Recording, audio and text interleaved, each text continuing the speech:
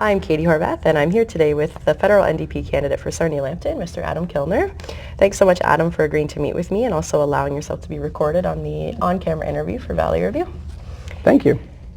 So you have a very unique story. In your biography, you state that you come from a family of 13 children. Recently, at a debate sponsored by the Social Services Network, you stated you were inspired to live a life of service because of the woman who adopted you. So before we move into the politics, could you tell us a bit about yourself personally? Yeah, so my name's Adam Kilner. I was raised in Sarnia, adopted out of Windsor. I came to Sarnia when I was 20 months old, so probably in about 1984, somewhere in there. And the person that you referenced, her name was Irma Vincent. She fostered something like 200 plus children in Windsor, Detroit over 50 years. She unfortunately passed away just before I moved back to Sarnia in 2013. But it was her service. She has a church named after her and her first husband in Windsor called the Price AME Church. AME stands for African Methodist Episcopal.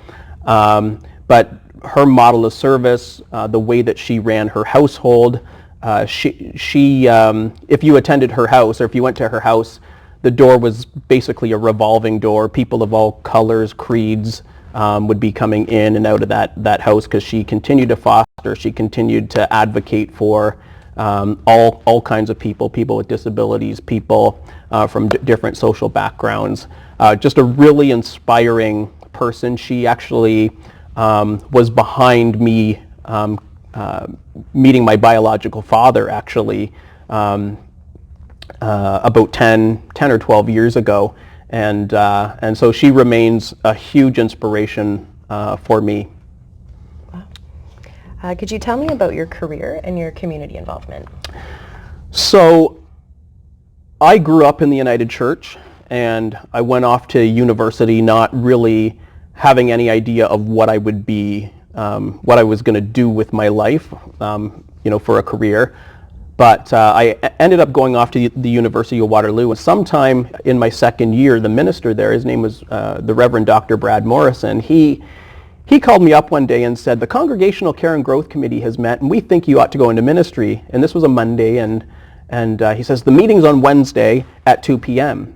And then he hung up the phone, and I was kind of at the other end saying, hello? So anyway, I showed up at the meeting, and next thing I knew, I was a candidate for ordained ministry. That was somewhere around 2005, 2006. I started theology school at the University of Toronto that year, and then I was ordained in 2010. I've worked in local churches since about 2004. So I worked as a youth minister for about 6 years before I was ordained, and then when I was ordained, I went out to central Alberta, two little communities, Blackfalds and Bentley, Alberta. The little town of Bentley, 1,100 people. A well-known cabinet minister under Stephen Harper was actually a pastor in that town in the 1980s. His name was Stockwell Day, and I actually met him while he was the minister for the National Treasury. So I came back to Sarnia in 2013 to serve Dunlop United Church here in town, and I went into ministry because of believing that you serve your neighbor and you serve your community out of a sense of love and kindness. There's a lot of, it feels more and more like there's a lot of hate and anger in the world, and we just need more kind and loving and generous people. And so that's why I kind of entered that field. All right, thank you. So this is your first time running as a federal election candidate, and why did you decide to run for the NDP? I decided to run for the NDP because I've been a long-time supporter of the NDP. I've been a member for as long as I can remember, and the ideals of that party just really align with what I believe about the world. That you want to appeal to your neighbor's better angels rather than vote based on your fears. And New Democrats really have always fought and advocated for marginalized people, the average Canadian, farmers, and so on, people who are really committed and dedicated to their communities. We've never advocated on behalf of large corporations and multimillionaires. We've always appealed to regular average Canadians. And that appeals to me because I regularly work with average Canadians who are trying to make ends meet. And as a minister, I regularly interact with folks who are living on the margins, people who are living below the poverty line, people who are people who have disabilities of various kinds, people who are not accepted in their communities for a variety of reasons. And so that's kind of how I got aligned with Canada's New Democrats. Okay. So expanding, sorry, my mistake. Something I noticed in the platform was a commitment to standing up to telecom companies, noting that Canadians pay some of the highest cell and internet bills in the world. Could you discuss what that would look like if the NDP were elected? So New Democrats would like to put a price cap on cell phone fees. The reason is, so the first thing that I always say to people is, last Christmas morning, I flew off to Australia. Prior to going there, I secured a plan for while I was going to be in Australia. I was only there 2 weeks, but I got a cell phone plan. When I arrived, I had a SIM card. It cost me $4.90 for 19 gigs of data and unlimited texting and calling across the country. This is the 6th largest country on planet Earth, and that's what I was able to secure. Now, that was an introductory price. If I had continued, the next month, it would have been $30 for 19 gigs of data. Mm-hmm. You can only get a quarter of that for $100 in this country, mm-hmm. a quarter of that data. And so going around the world, we find that Canada is really one of the most expensive places to own a cell phone, and New Democrats are deeply concerned by that. And Australia is simply a middling country when it comes to that. We think that we're surprised that Canadians aren't revolting about the price that they pay for cell phone service, the prices that they pay for pharmaceuticals, because we in that area as well, we pay amongst the highest rates in the world. So we're looking at a cap to try to reduce prices. We're also looking at having telecoms offer basic basic plans that are comparable with the global average. And we're also looking at getting rid of surprise bills. And what's the last thing? The last thing is introducing a telecom consumer bill of rights, so that the gouging can't continue, among Canadian consumers who are again paying among the highest rates in the world. Okay. So expanding on that concept of affordability, the NDP platform discusses affordable housing, post-secondary education, childcare, and pharmacare, to name a few. Could you expand on those ideas in relation to the NDP's commitment to make life more affordable for Canadians? So what we as New Democrats are really worried about in Canada today is that basically outside of inflation, wages have basically remained stagnant in this country for 30 or 40 years, something like that, and yet the cost of living has continued to increase without plateauing. We look at things like education, healthcare; those costs always go up. They never seem to plateau. Even look at produce in your grocery store. It's if you're running out of money from month to month, it's actually easier to buy junk food than it is to buy celery or celery at $3.99 a stalk or whatever. So our plan is to introduce a universal pharmacare plan, a near universal dentacare plan, to introduce a decrease in price caps on internet and cell phone, and also to introduce pension security measures for seniors, because we believe that people shouldn't be living with insecurity. People shouldn't have this idea, here's how much money I make a month, but then I have all of these other additional costs, and they vary from month to month. So we think that giving people the benefits that many other industrialized countries have will actually make it easier to live and easier to not worry about paying the other bills that they have to pay for, utilities and groceries and school trips, all that kind of stuff. Childcare would be another piece, and we look to Quebec for leadership there because they pay among the lowest rates for childcare in the country, and we really believe that Canadians are paying an exorbitant amount of money to try and get their kids into limited spaces in childcare in this country. So. Okay, so there has been some criticism regarding those promises. Some stating our country just can't afford what the party's proposing. So how does your platform suggest that we pay for these increased childcare, pharmacare, and housing strategies?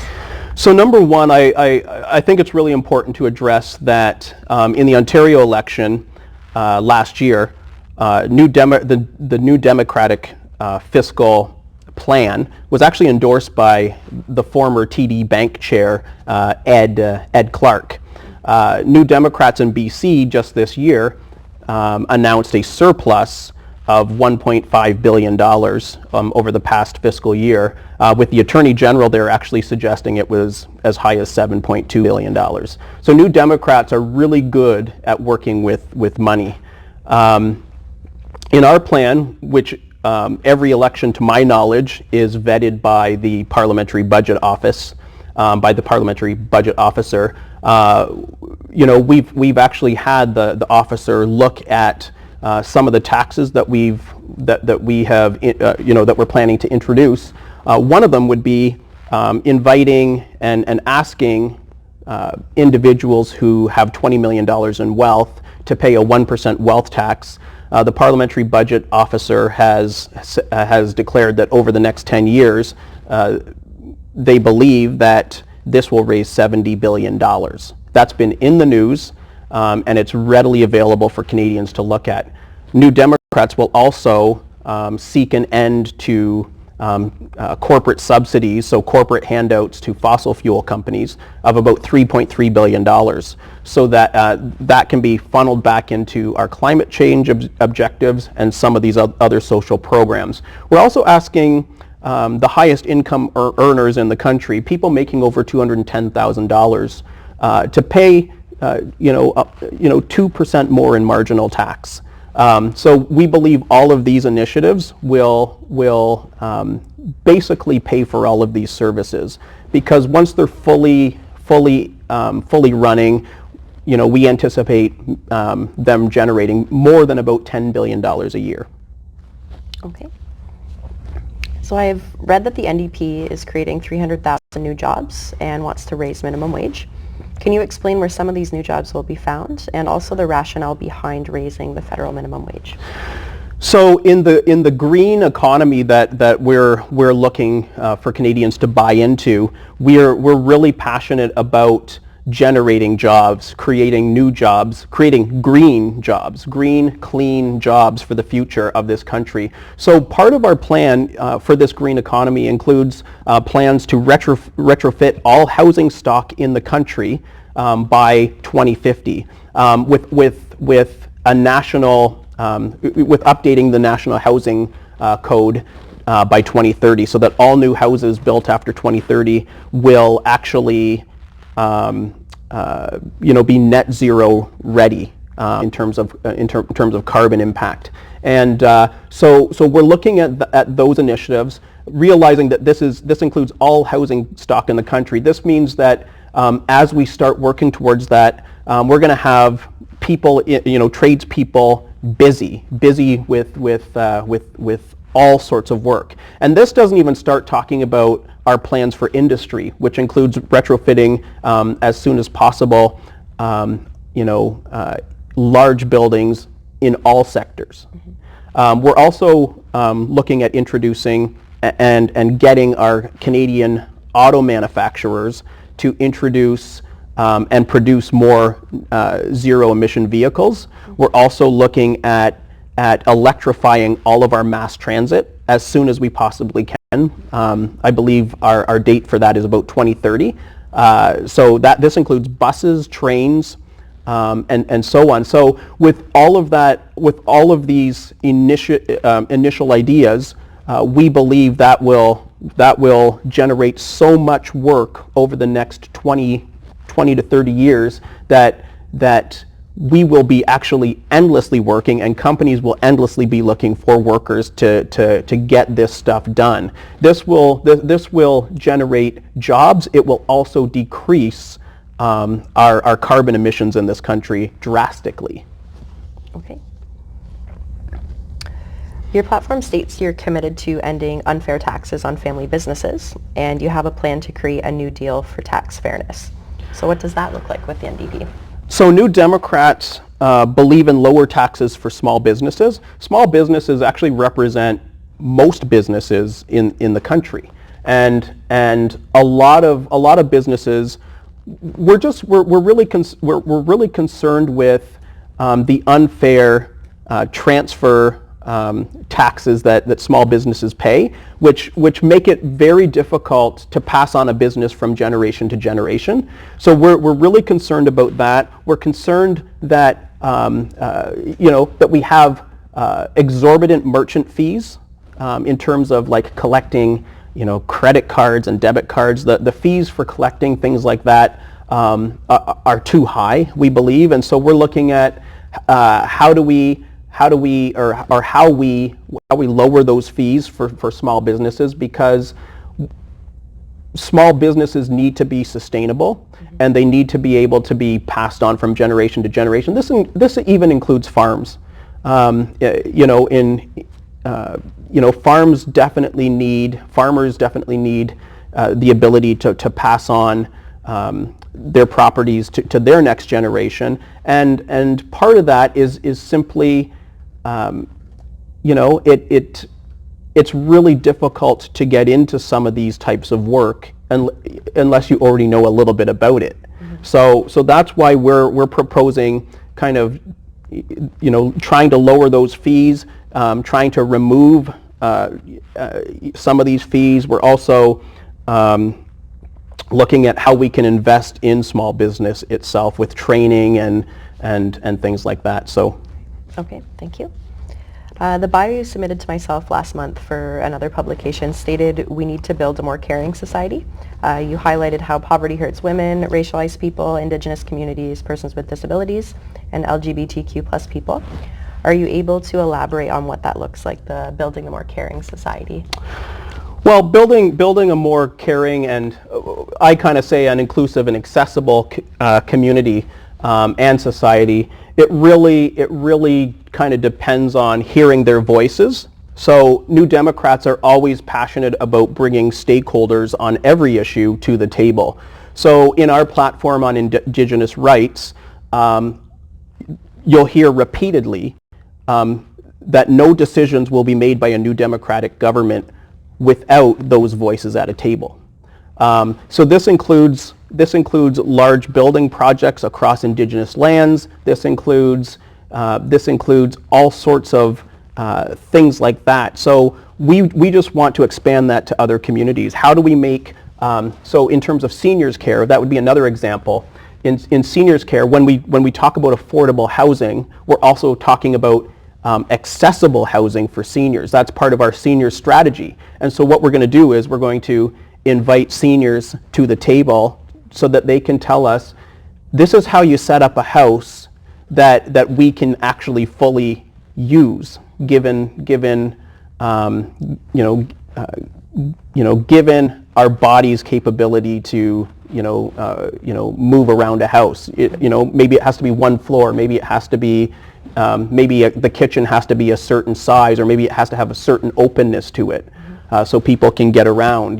Sometimes when you get older, it becomes a bit more difficult to step over things and things like that. Things that maybe me at 36 wouldn't think about, but somebody at 66 might, or somebody at 86 might.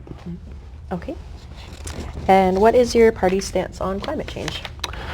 Our party stance is that there is a climate emergency going on right now, and that we have a limited window of time to address it. At present, we believe that the Liberal and Conservative plans are incapable of addressing the problem. And so we actually believe that electing a Liberal or Conservative government leads us down a path that actually might leave communities like Sarnia, Lambton behind, because we're proposing green jobs, jobs that we can transition to, jobs for our young people, jobs that the world outside of Sarnia, Lambton will be creating, regardless of what Sarnia, Lambton does. We want to make sure that Sarnia, Lambton has tremendous opportunity. We look at what's happening with the coal industry in the United States. Even with the president advocating for coal, people and businesses are turning away from coal usage. And so we want to remain a vibrant community with access to industry, and we're proud of the industry that we have here in Sarnia, Lambton. We're really proud of them, but we also think we need to start incentivizing green energy and green jobs, and helping our young people get access to that market, because we believe that is definitely part of the future. Okay. So we're just about done. A couple more questions here. Sure. So I want to ask you, what do you think are the three most important elements of the NDP platform that you want Sarnia Lambton residents to be aware of? So I think in order, the number one issue is actually the opioid crisis.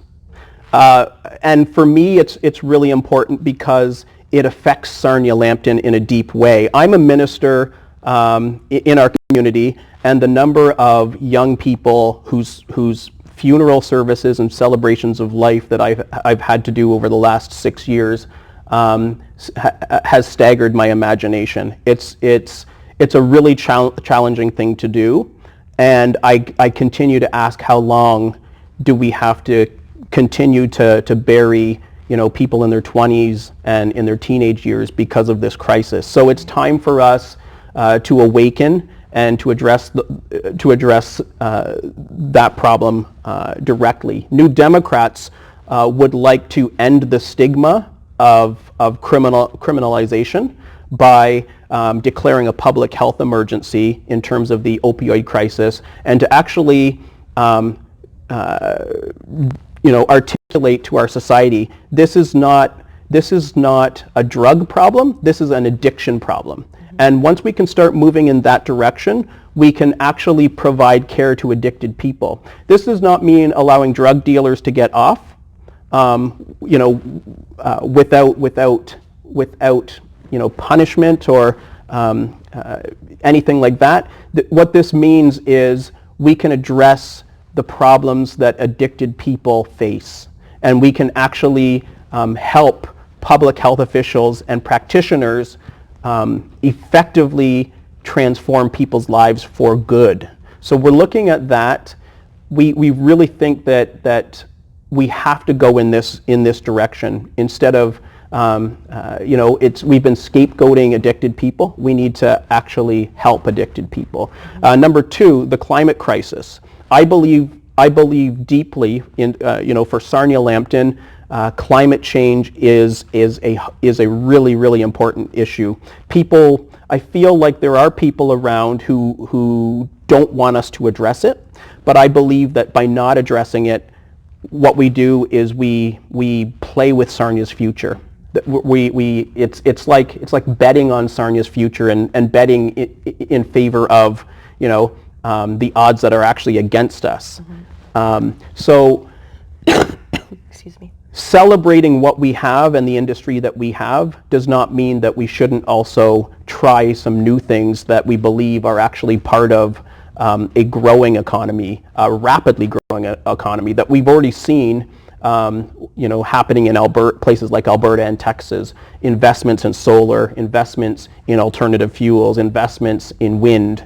We look at a country like Kenya in Central Africa. Today 70% of that country is running on renewable energy. And by next year, 2020, they're expecting 100% of their energy to be running on renewable energy. And I believe that Canada can be just as progressive as Kenya.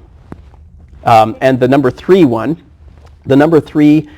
issue, I believe, is making Canada more affordable for Canadians. And we've already talked a little bit about that. Pharmacare, Dentacare, pension security for seniors, a national seniors healthcare strategy, which also includes a dementia strategy. Also, another one that's really important is also a national strategy for autism.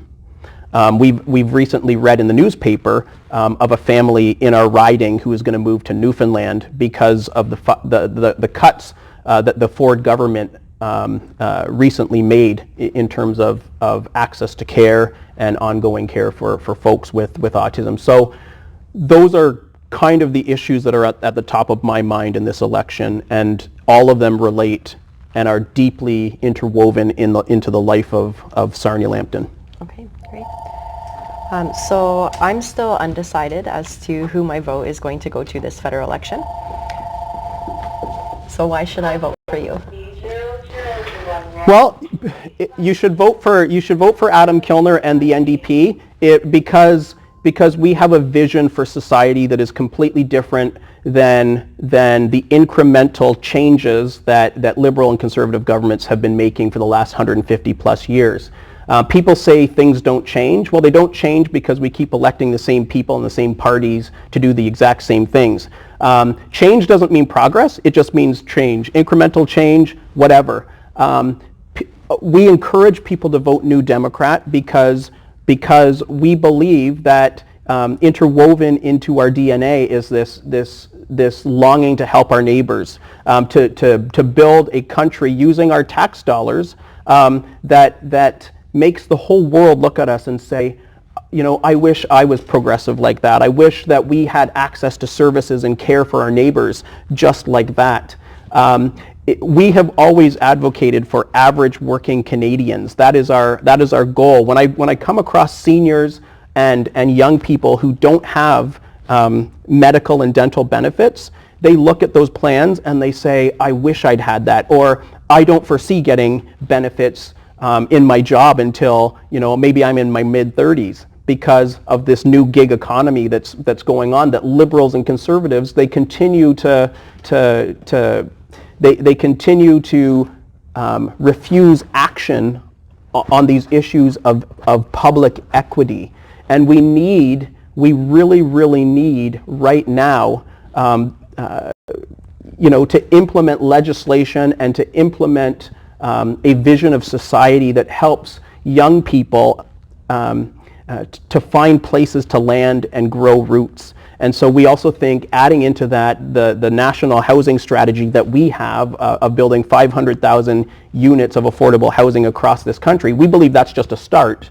But doing that helps young people get into homes, plant themselves in a local community, and develop roots in that community, which I think in the long term is really exciting and really invigorates places, small cities and like Sarnia, and small villages like Petrolia and so on.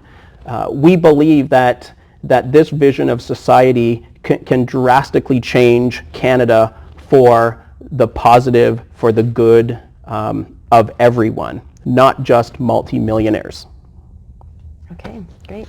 Thank you. So that's all the questions that I have for you, Adam, but I would like to give you one final opportunity just to mention anything that we've not yet touched on today. Or maybe we covered it. I think we covered quite a bit. I would just invite people to, on October 21st or any time between now and election day, to head over to the returning office between 9 and 9, and I believe on weekends it's 9 to 6, to vote NDP, Adam Kilner, for a transformative change to Canada and how we do politics. It's time for the politics of hope to kick in and to feed our better angels in the political world, because we believe, as New Democrats, we persistently believe in hope and and celebrating what Canadians have been doing. Our most famous Canadian and most celebrated Canadian, Tommy Douglas, was our first leader, has really inspired us to stick to our guns. This is what we believe, and New Democrats will continue until the end of our vision has been met, to continue to poke and prod to say, this is the kind of Canada that we deserve. So thank you very much. Really appreciate it. Great, thank you. Thanks.